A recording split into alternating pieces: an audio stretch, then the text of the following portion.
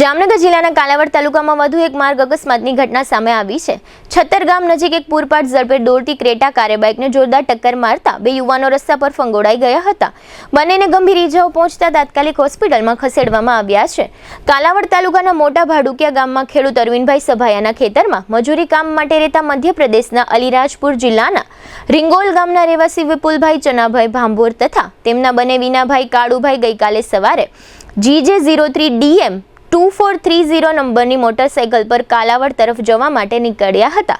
બંને જ્યારે છત્તર ગામ પાસે આવેલા પુલિયા નજીક પહોંચ્યા ત્યારે GJ10 EX0278 નંબરની ક્રેટા કાર કથિત રીતે પૂરપાટ ઝડપે આવી અને બાઇકને જોરદાર ટક્કર મારી હતી। અકસ્માત એટલો ભયાનક હતો કે બંને બાઇક સવાર રસ્તા પર દૂર સુધી ફંગોળાઈ ગયા હતા અને ગંભીર રીતે ઈજાગ્રસ્ત થયા હતા।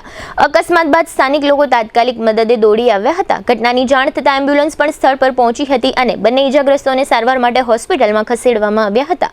અકસ્માતમાં વિપુલભાઈને ફ્રેક્ચર થયું છે જ્યારે કાળુભાઈને માથા અને છાતીના ભાગે ગંભીર ઈજાઓ પહોંચી છે। બંનેની સારવાર ચાલી રહી છે। આ સમગ્ર મામલે ઈજાગ્રસ્ત વિપુલભાઈ ચનાભાઈ ભાંભોરે કાલાવડ ગ્રામ્ય પોલીસ મથકે ક્રેટા કારના ચાલક સામે ફરિયાદ નોંધાવી છે। ફરિયાદના આધારે પોલીસે ગુનો નોંધી અકસ્માતના કારણો અને કાર ચાલકની ભૂમિકા અંગે વધુ તપાસ શરૂ કરી છે।